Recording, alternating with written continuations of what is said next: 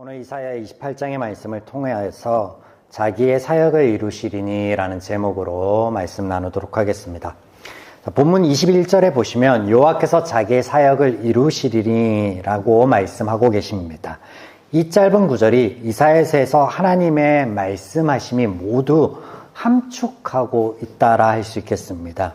하나님께서 이루실 일이란 구원입니다.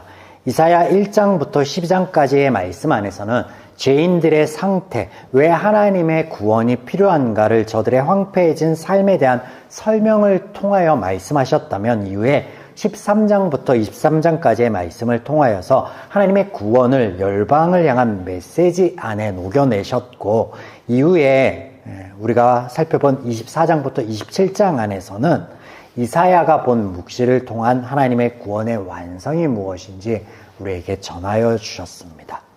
성경은 언제나 하나님을 일하시는 분으로 소개하고 있는데, 이런 하나님의 일하심의 대상은 하나님의 사랑의 대상이자 교제의 대상인 인간이요, 목적은, 하나님의 일하심의 목적은 그들에게 평안과 자유를 얻게 하시려는 것입니다. 단 인간이 죄의 권세 아래에 있기 때문에 그들을 먼저 구원해내지 않는다면 하나님께서 주시고자 하시는 평안과 자유를 누릴 수 없기에 하나님께서 구원의 은혜를 베푸시는 것이죠. 이 구원이 은혜임은 오늘의 본문 표현처럼 하나님의 일을 하나님께서 하시며 하나님께서 이루실 것이기 때문입니다. 여호와께서 자기의 사역을 이루시리라. 하나님께서 이루신 구원의 은혜를 누림에 그 선택에서는 인간의 자유의지가 반영될 수 있으나 구원이라고 하는 하나님의 사역은 오롯이 하나님의 일입니다. 인간이 구원을 위해 할 일이라고는 전무합니다.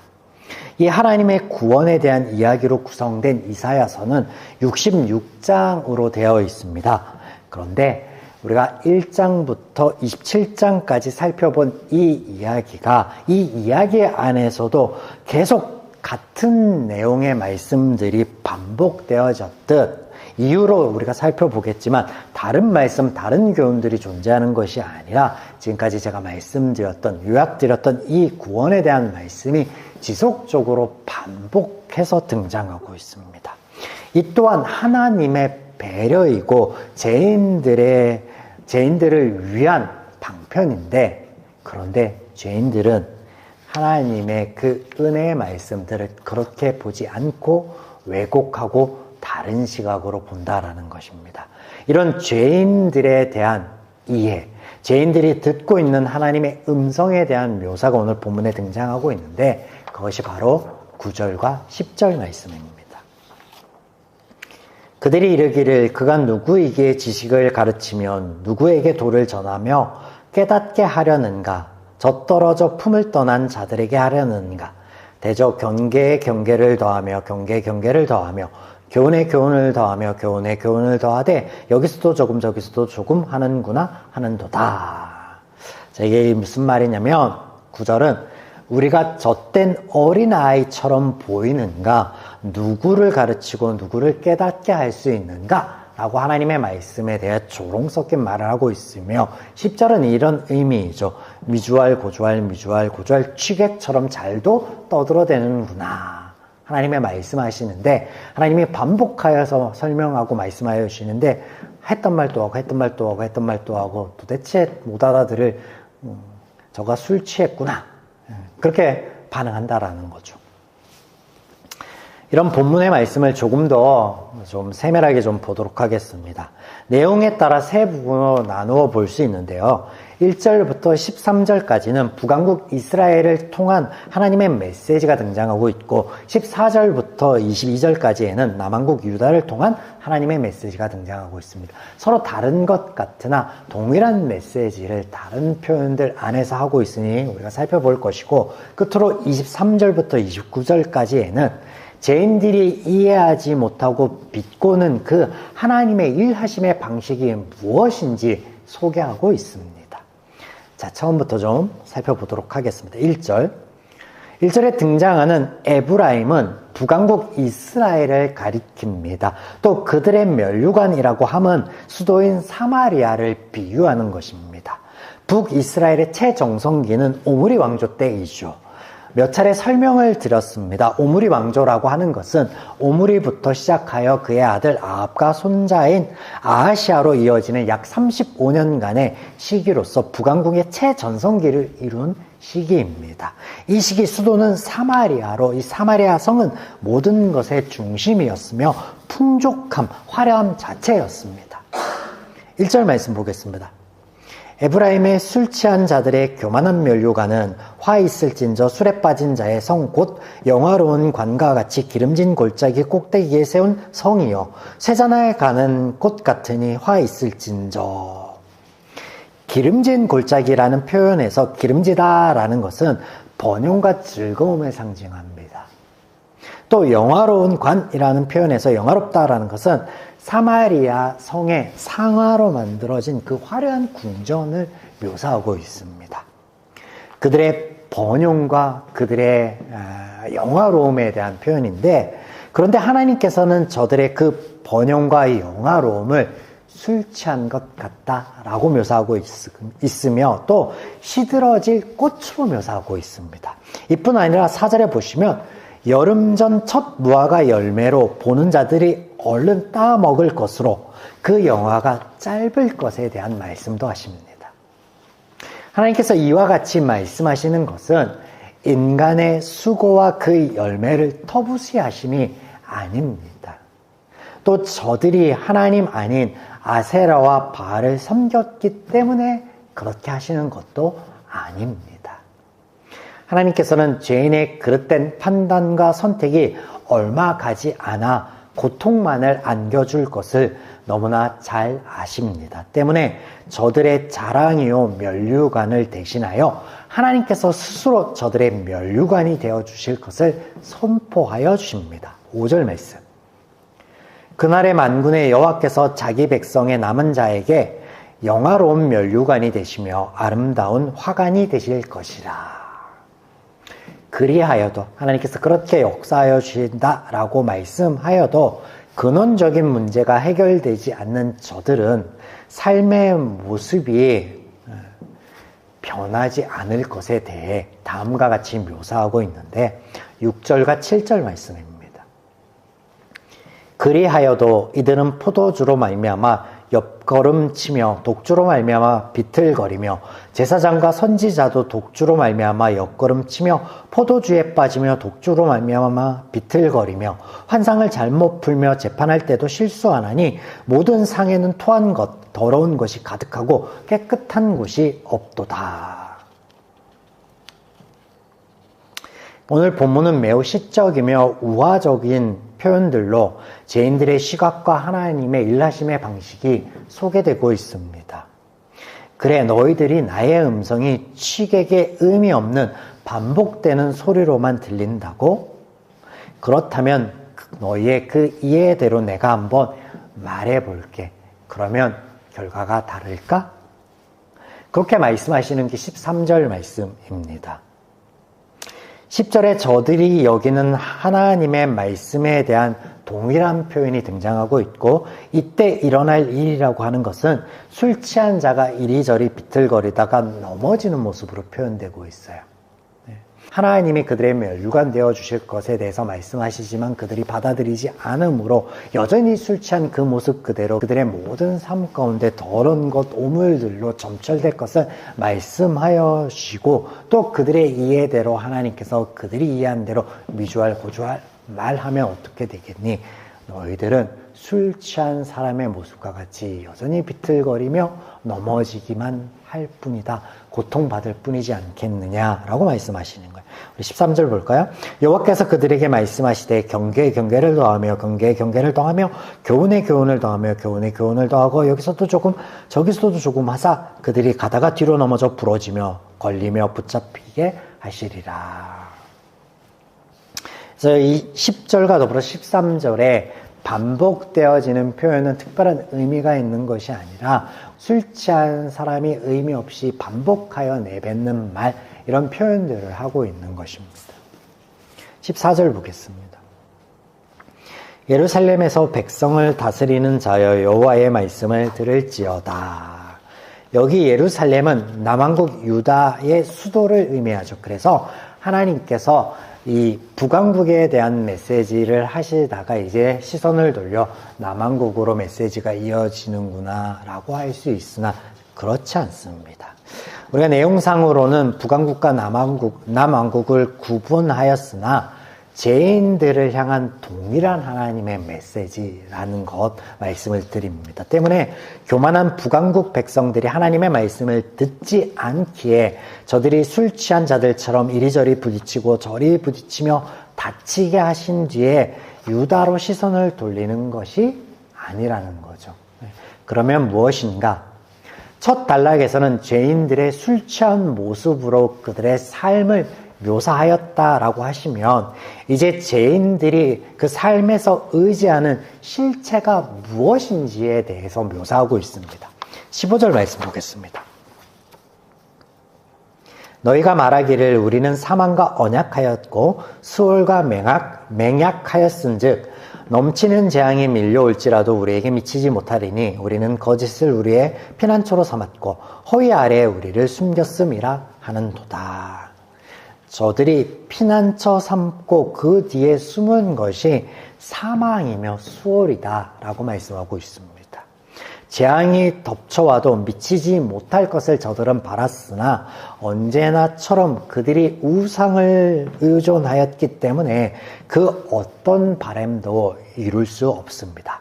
아무런 여과 없이 밀려 들어올 것을 덮쳐올 것을 말씀하시는데 이 말씀이 18절과 20절에 표현되고 있습니다. 18절 너희가 사망과 더불어 세운 언약이 패하며 소울과 더불어 맺은 맹약이 서지 못하여 넘치는 재앙이 밀려올 때 너희가 그것에 밟힘을 당할 것이라. 그것이 지나갈 때마다 너희를 잡을 것이니 아침마다 지나가며 주야로 지나가리니 소식을 깨닫는 것이 오직 두려움이라. 침상이 짧아서 능히 몸을 펴지 못하며 이불이 좁아서 능히 몸을 싸지 못함과 같으리라 하셨느니라. 그 어떠한 것도 그들에게 위로가 되어주지 못하고 반석이 되어주지 못하고 그들을 숨겨주지 못할 것이다 라고 말씀하고 있습니다. 이에 하나님께서 하나님의 일하심을 구원을 16절에 이렇게 표현하고 있습니다. 16절 그러므로 주 여호와께서 이같이 이르시되 보라 내가 한 돌을 시온에 두어 기초로 삼았노니 곧 시험한 돌이요 귀하고 견고한 기초돌이라. 그것을 믿는 이는 다급하게 되지 아니하리로다. 하나님께서 능히 반석이 되어주시고 그들에게 기초가 되어주실 것에 대해서 말씀하여 주시는데 그렇게 되어주실 때 그들에게 어떠한 어려움이 닥칠지언정 그들은 다급하지 않게 될 것이다. 조급하여지지 않을 것에 대해서 말씀하여 주십니다. 또한 이런 하나님의 구원의 역사를 저들의 시간 속에서 증거되는 것들을 말씀하여 주시는데 21절의 말씀입니다. 이사야를 통해 21절에 말씀하시는 이것이 그들의 삶 가운데 그들의 역사 안에서 이미 하나님께서 함께 하여 주셨던 것에 대해서 증거하여 주시는데 21절 대저 여호와께서 브라심 산에서와 같이 일어나시며 기본 골짜기에서와 같이 진노하사 자기의 일을 행하시리니. 네, 하나님께서 브라심 산에서와 같이 기본 골짜기에서와 같이 일하시겠다라고 말씀하시는데 말씀드린 것처럼 그들이 이미 이것을 경험하였고 이 안에 하나님의 역사하심은 묵도하실 것과 같이 동일하게 하나님께서 역사해 주실 것을 말씀하여 주시는데 이 두 일이 무엇이냐면 다윗이 기름 부음 받아 이스라엘이 왕이 되었다라는 소식을 블레셋이 듣고 그들이 이것을 경계하여 유다를 치기 위해 몰려옵니다. 그 수가 얼마나 많은지 르바임 골짜기 가운데 가득하였다라고 성경은 기록하고 있습니다. 이때 다윗이 두려운 마음에 하나님을 의지하니 하나님께서 저들을 너의 손에 넘겨줄 것에 대해서 약속을 하여 주셨고 그 약속의 성취를 목격한 다윗이 고백하기를 하나님께서 블레셋 군대를 치심이 물을 흩어놓으심과 같이 하셨구나 라고 고백하면서 그곳의 이름을 이렇게 지어 부르죠. 바알 브라심이라고. 이런 브라심 산에서의 하나님의 역사와 더불어 기브온 골짜기에서의 하나님의 역사가 소개되고 있는데, 기브온 골짜기의 일이라고 하면 하나님께서 이스라엘에게 약속의 성취로 가나안을 밟게 하실 때 여호수아를 리더로 선두로 아이성과 여리고성을 점령합니다. 이 소식이 기브온 주민들을 두려움에 떨게 만들었고, 그들이 이스라엘을 속여 더불어 화친을 맺습니다. 그리고 또 이 소식은 그 주변의 아모리의 연합군들, 연합왕들에게 전해지고, 이들이 이렇게 돼서는 안 되겠다라고 해서 크게 연합하여 군대를 일으킵니다. 그리고 기브온 먼저 치고 이스라엘을 치고자 할 때 역시 여호수아가 두려워합니다. 이때 하나님께서 그에게 등장하여서 두려워하지 말라. 다윗과 동일한 말씀을 해주시는데, 내가 저들을 너의 손에 넘겨주었으니 너를 당할 자가 없으리라. 그러나 여전히 여호수아는 떨죠. 그래서 하나님께 증표를 구하는데 태양과 달을 멈추게 합니다. 그 말은 뭐냐면, 이 태양과 달의 움직임이 멈춰서 시간이 멈추게 합니다. 그래서 그 이전에도 그 이후에도 이와 같은 일이 없을 것을 말씀하시는데, 하나님이 사람의 목소리를 듣고 자연을 움직이신 역사하심이죠. 이것이 여러분 기드온 골짜기의 이야기입니다. 이렇게 이스라엘의 역사 안에 그들의 묵도한 하나님의 일하심을 소개함으로 말씀하여 주십니다. 그러나 죄인들의 시각에는 그런 하나님의 역사하심과 말씀이 여전히 못 믿어지며 꺼리끼는 것이 됩니다. 이에 대한 묘사로 본문에는 이렇게 표현되고 있습니다. 21절에는 그의 사역이 기이한 것이다 라고 표현되고 있고, 29절에는 그의 경영이 기묘하다 라고 표현되고 있습니다. 사랑하는 여러분, 오늘 우리 삶 가운데 하나님의 역사하심이 이와 같다면, 내 삶에 모호하고 기이하다면, 하나님의 말씀을 들을 때 저들의 고백처럼 그렇게 들려온다면 우리의 귀에, 그렇다면 한 번도 오늘 하나님께서 죄인의 이해와 시각과는 다른 하나님의 역사에 대해서 21절에 말씀하신 것을 풀어 23절 이하에 말씀하신 것에 대해서 한번 귀 기울여 볼 필요가 있겠습니다. 어떤 말씀들을 하시느냐? 24절부터 26절 말씀을 좀 보겠습니다.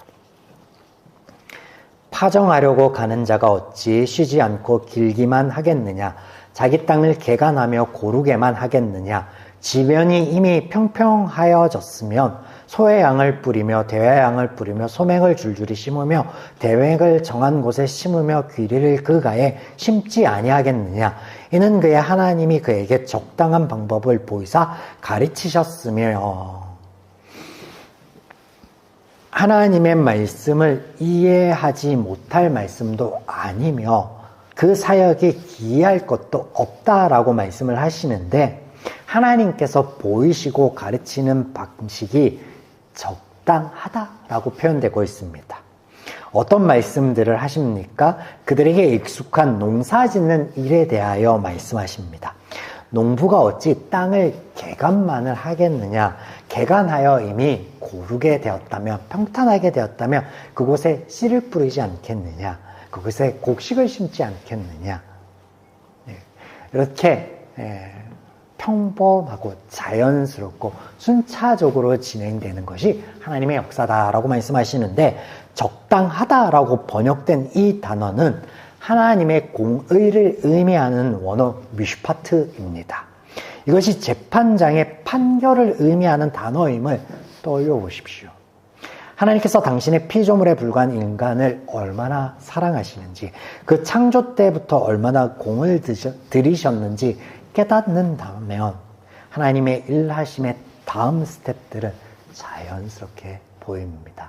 여러분, 우리가 자녀를 사랑하는 부모의 마음을 안다면 자녀가 넘어질 때 그 부모가 어떤 행동을 취할지 우리는 보지 않아도 압니다. 그 자녀를 상처를 감싸주고 치유해 주지 않겠습니까? 이런 것을 하나님께서 말씀하고 계시는 거예요. 제 권세 아래 고통당하는 자들을 제 권세에서 구원하여 주시며 황폐해진 그 삶을 회복시켜 주시고 종국에는 그 삶 가운데 열매 맺게 하여 주실 것을 말씀하여 주시는데, 이것이 하나님의 구원이며 이것이 새로운 것이 아니며 성경 안에, 이사야서 안에 지속적으로 반복하여 주시는 하나님의 말씀이며 하나님의 마음이며 이상하지도 이해하지 못할 말씀도 아닌 자연스러움입니다. 오늘 말씀을 통해 하나님의 말씀과 하나님의 역사하심의 방식을 이해하여 우리의 삶 가운데 아주 특별한 것, 기이한 것, 기묘한 것으로서의 하나님의 역사와 하나님의 말씀을 바라는 어떤 신비주의적인 신앙생활이 아닌 작은 것 하나, 우리에게 일상인 것, 그곳 안에 하나님의 역사를 발견할 수 있어 그 안에서 평안할 수 있으며 자유할 수 있으며 기뻐할 수 있는 저와 여러분의 한 주의 발걸음이기를 주님의 이름으로 축원드립니다.